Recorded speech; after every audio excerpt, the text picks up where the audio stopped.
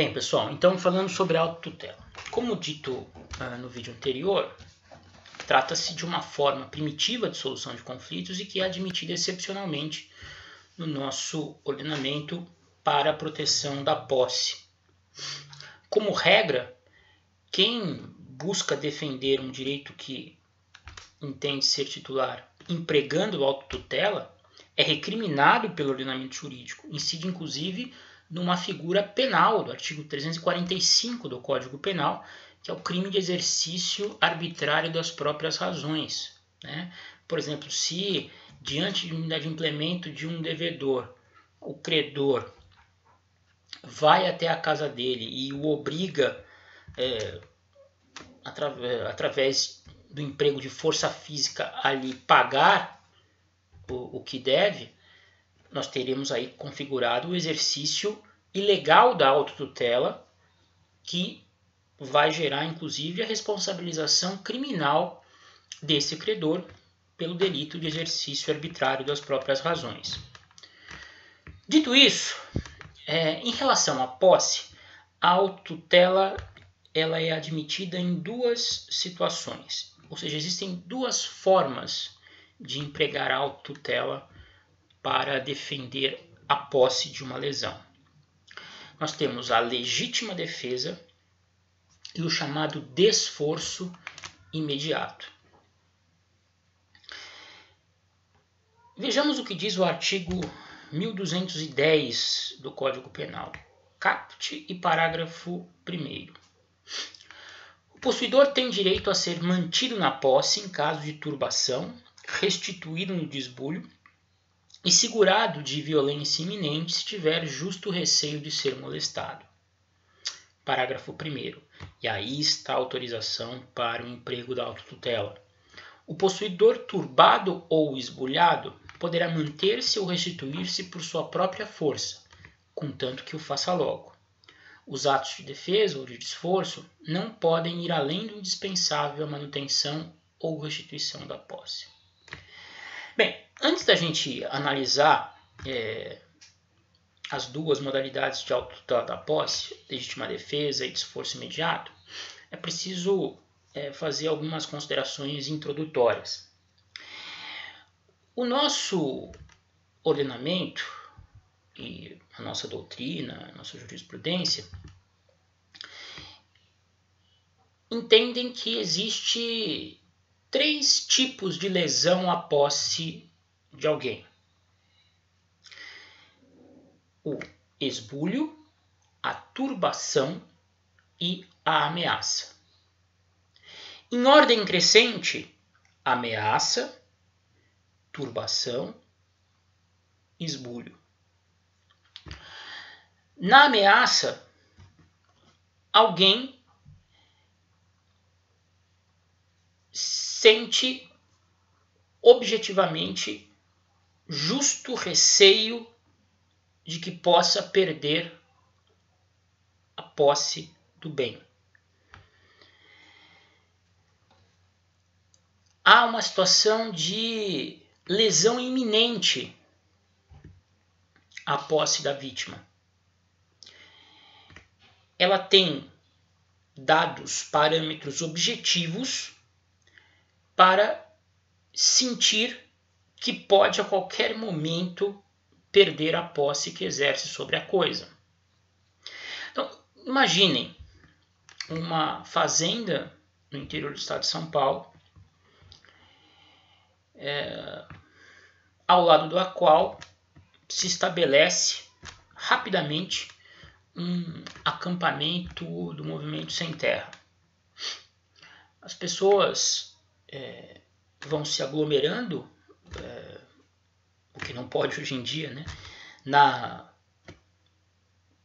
entrada principal da fazenda, à frente da entrada principal da fazenda, montam ali uma espécie de acampamento, todos com bandeiras, camisas vermelhas, uma situação típica que vocês já devem ter visto em algum momento, né, em reportagens jornalísticas, etc. E começam, após um certo número de pessoas ali acamparem, a bradar gritos de ordem, a empunhar foices, martelos, espingardas, gritando: vamos invadir, vamos invadir, vamos invadir, a fazenda é nossa. Essa é uma situação típica de ameaça à posse exercida pelo proprietário ou simples possuidor da fazenda, certo? Ele tem razões objetivas para acreditar que uma lesão à sua posse está prestes a acontecer. Há uma série de pessoas armadas bradando na frente da fazenda dele, indicando que vão tomá-la à força. Por que eu estou frisando isso?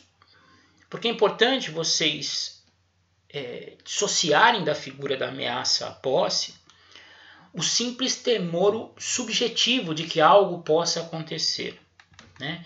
Não é um medinho pessoal, né? A ameaça à posse precisa estar materializada em atos, fatos concretos, visíveis. Não basta que eu, sendo dono de uma fazenda, tema que ela vai ser invadida por um grupo de manifestantes sem terra, sem que não exista nada de concreto a indicar que isso efetivamente vai ocorrer. Não tem ninguém acampado na frente da fazenda, não há nem indício de que exista um grupo de sem terras próximo à fazenda. Isso não se trata de uma ameaça à posse, isso é um temor subjetivo, tá certo? Muito bem. Depois da ameaça, o segundo passo é a chamada turbação, né? Turbação vem de perturbação. Aqui, diferentemente do que ocorre na ameaça, já há o início da lesão à posse da vítima, né? Não há uma simples perspectiva objetiva de que essa lesão irá ocorrer. Não, ela já está em curso. A posse do indivíduo já está sendo perturbada pela prática de atos por parte dos ofensores. A turbação vai implicar a perda parcial da posse exercida pela vítima. Os atos praticados pelos ofensores vão implicar em pelo menos perda parcial da coisa por parte da vítima. A agressão vai avançar sobre o bem e vai, estando em curso, privar o seu titular de uma parte. Vamos imaginar nesse mesmo exemplo dos sem terra que eles ultrapassem o limite da ameaça. Ao invés de ficar apenas bradando palavras de ordem, armados na porta da fazenda, na porteira da fazenda, na entrada principal da sede, uma parte do grupo, chega efetivamente a pular a cerca e tomar uma área ali junto à porteira. Nesse caso, houve superação da ameaça. Já houve início de atos de execução para tomar a posse da vítima. Já há uma perda parcial do poder que o sujeito exercia sobre a coisa. Temos configurado a turbação. Por último, aí a lesão mais grave é o esbulho.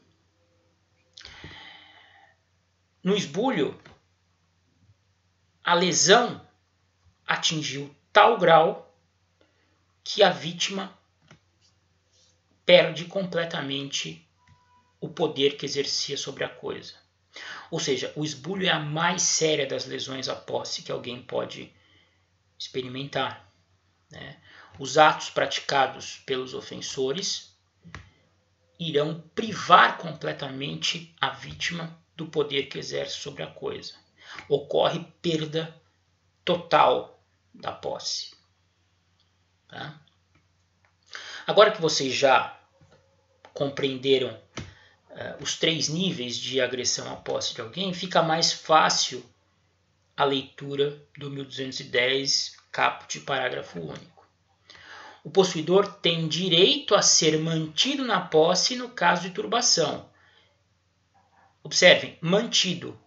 Mantido porque ele ainda não perdeu completamente a coisa. Ele já perdeu parte da coisa a partir dos atos ilícitos praticados pelos invasores. Mas ainda está em poder dela. Então, ele tem direito de ser mantido no poder. O juiz vai expedir um comando a fim de que a perturbação cesse e ele recupere aquela parte que perdeu. Prosseguindo, e restituído no desbulho. Restituído significa você restitui, você recupera algo que você perdeu completamente. O esbulho implica a perda total. Então, eu necessito que o juiz me garanta a restituição da coisa.